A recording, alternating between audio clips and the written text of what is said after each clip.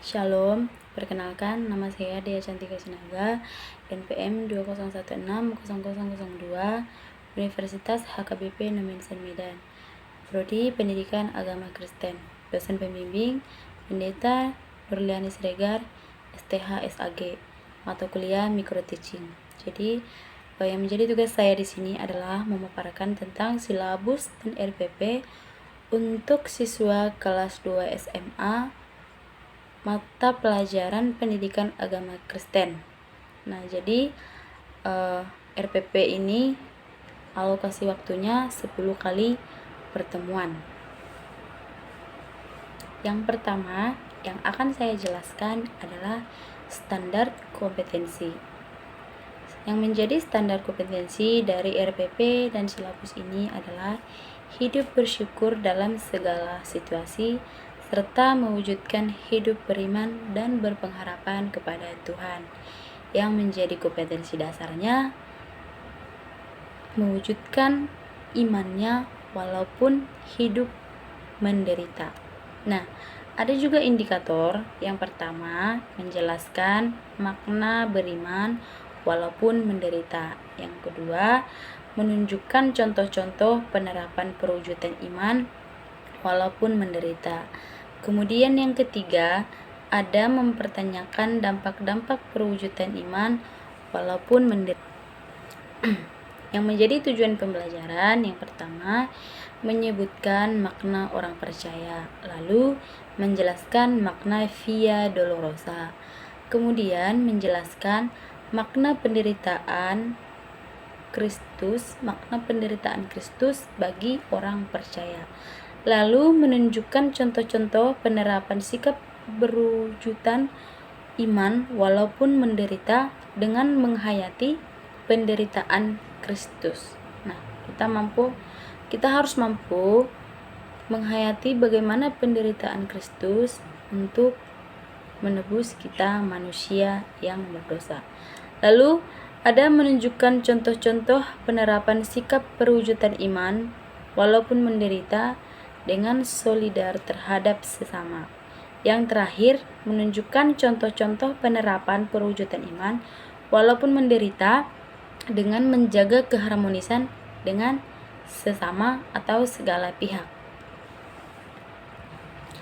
Nah, jadi sekarang kita masuk kepada materi ajar. Baiklah, selamat pagi anak-anak. Ya, baik, pada pertemuan pertama ini Ibu tadi sudah menjelaskan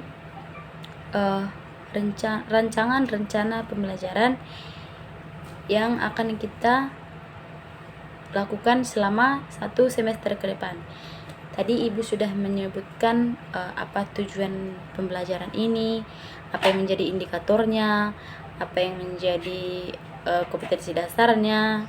Nah, itu Ibu sudah jelaskan. Jadi Ibu harap kalian mampu memahaminya agar nanti ketika kita melanjutkan pembelajaran kita ini, kalian betul-betul paham apa yang menjadi tujuan kita untuk melakukan pembelajaran ini. Oke, mengerti semuanya? Oke, kalau sudah dipahami, jadi di sini ini kan pertemuan pertama. Di sini Ibu akan menjelaskan bagaimana kita akan melakukan pembelajaran ke depannya. Ibu juga akan menyebutkan bagaimana Ibu melakukan penilaian terhadap kalian, apa yang Ibu tidak suka. Pokoknya sebentar lagi Ibu akan menjelaskan semuanya di sini. Nah, selama 1 semester ke depan, ketika kita akan memulai pembelajaran harus diawali dan diakhiri dengan nyanyian dan doa. Mengerti semuanya? Ya, jadi nyanyian dan doa ini, ibadah ini dilakukan oleh setiap siswa secara bergantian. Nah, jadi supaya mudah dia pembagiannya, kita lakukan berurutan secara nomor urut absen. Mengerti ya? Oke. Selanjutnya peraturan dari Ibu ya, laki-laki harus duduk dengan perempuan. Supaya apa? Supaya tidak menggosip. Nah, tidak boleh telat masuk ketika kelas ibu ya. Tidak ada dispensasi waktu. Oke, mengerti semuanya? Jadi tidak ada dispensasi waktu untuk telat ketika kelas ibu. Sudah mengerti semuanya? Ya, baik. Nah, jadi nanti setiap di akhir pertemuan, maksudnya di akhir pertemuan maksudnya di akhir ketika kelas. Contohnya nih, kita masuk 2 les. Jadi setengah jam dari 2 les itu nanti kita akan melakukan kuis. Nah, ibu lakukan itu untuk mengambil nilai plus dari kalian ya.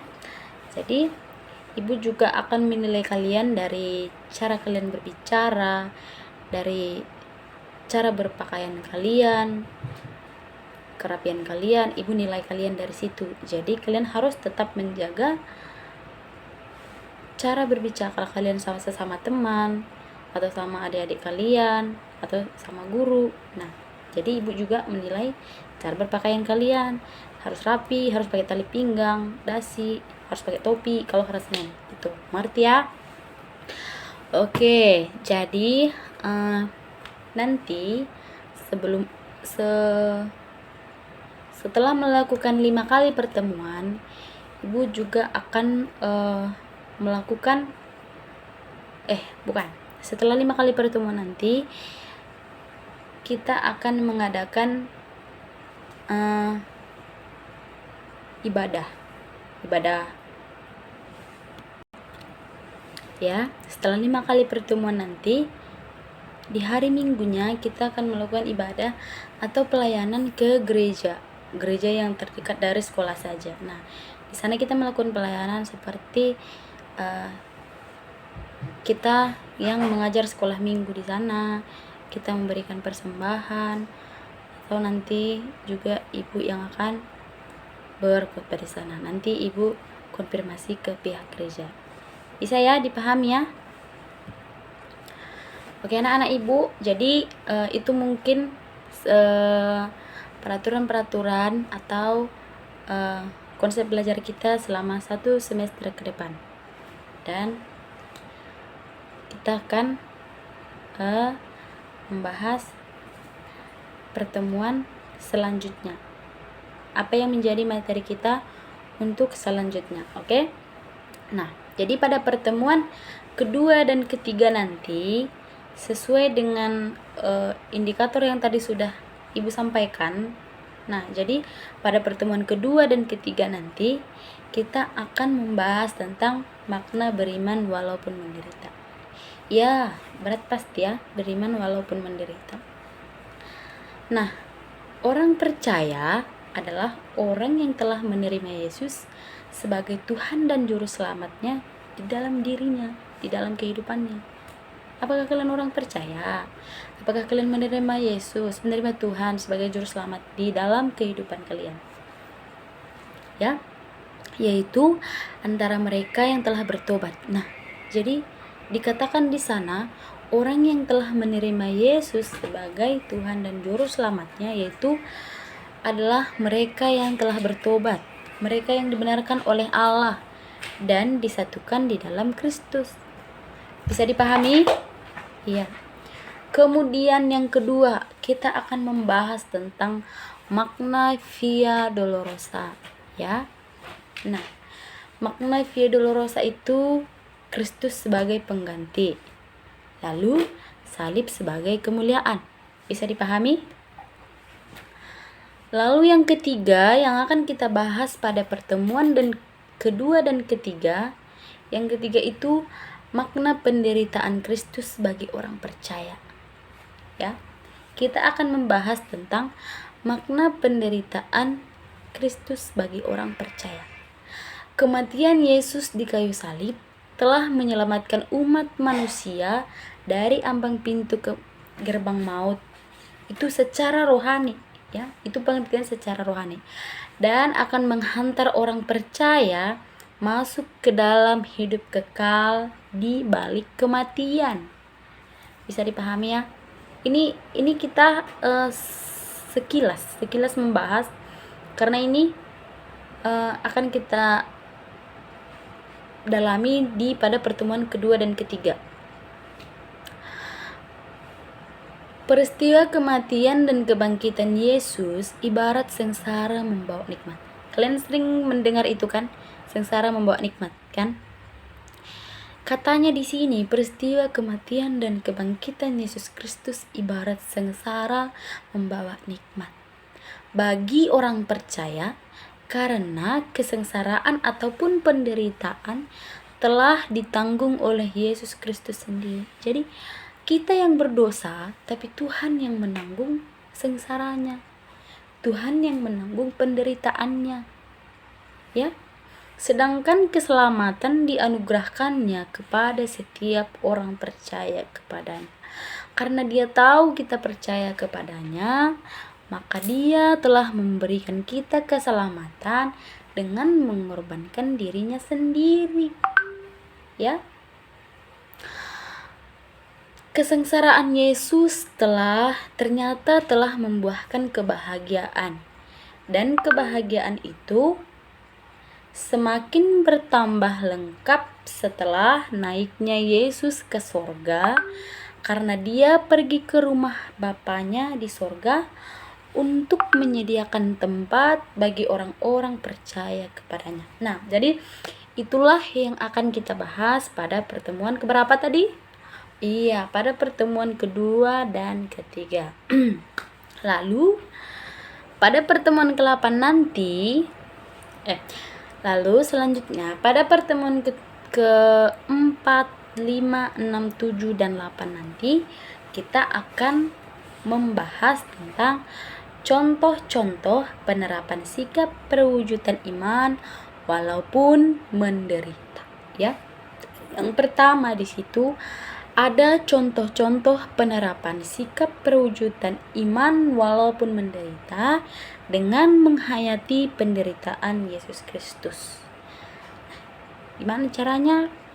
Pasrah, taat, mengampuni.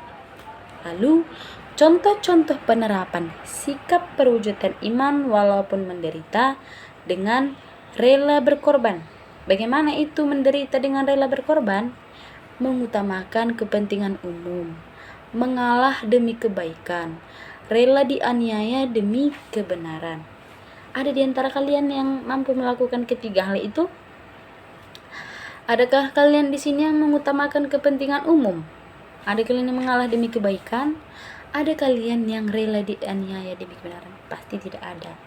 Namun di sini di pertemuan 4, 5, 6, 7, 8 inilah yang diminta pada kita agar kita mampu melakukan hal-hal itu. Namanya juga hidup dalam iman walaupun menderita. Ya.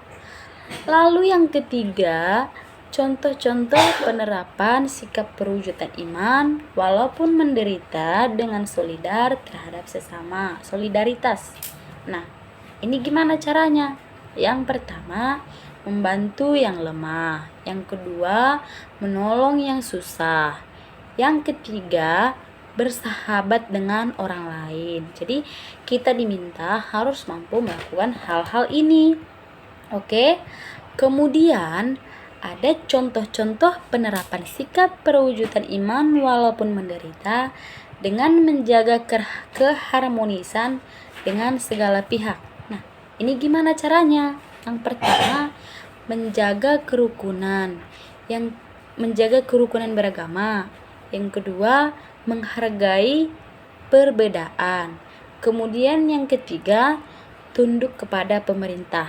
Oke.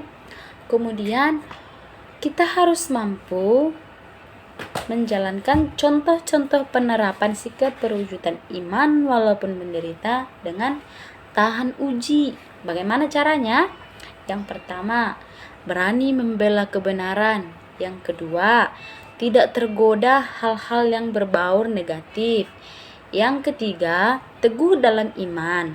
Yang keempat, siap untuk dicurangi. Ya, memang berat untuk melakukan ini semua. Tapi namanya kita hidup dalam iman walaupun menderita.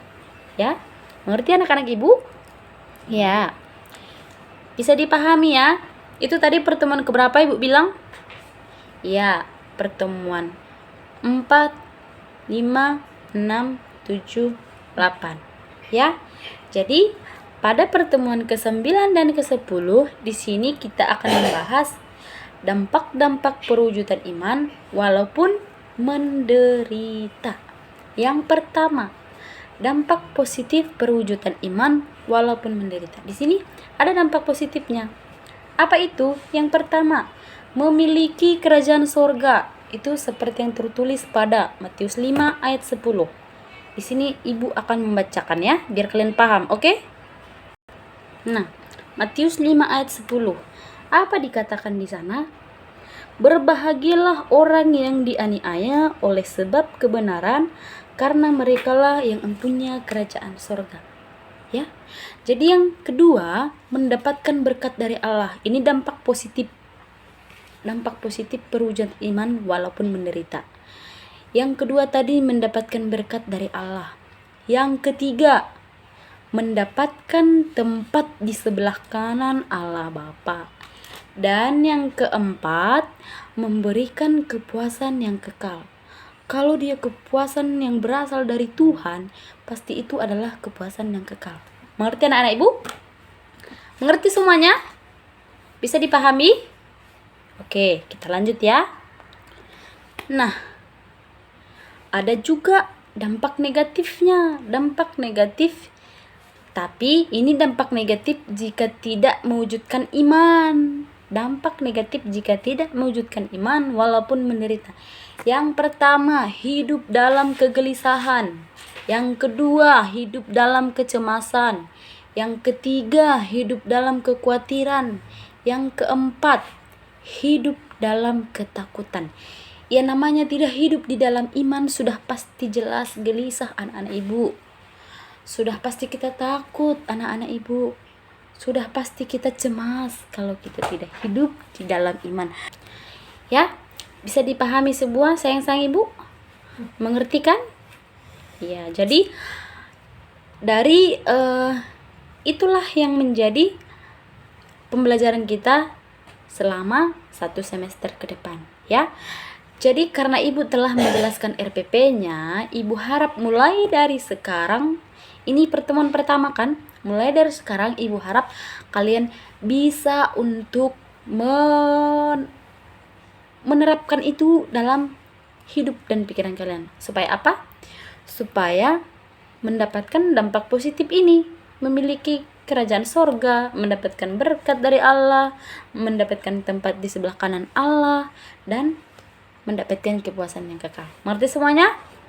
Ya, jadi setelah itu ibu akan menjelaskan metode apa yang akan kita gunakan dalam pembelajaran itu.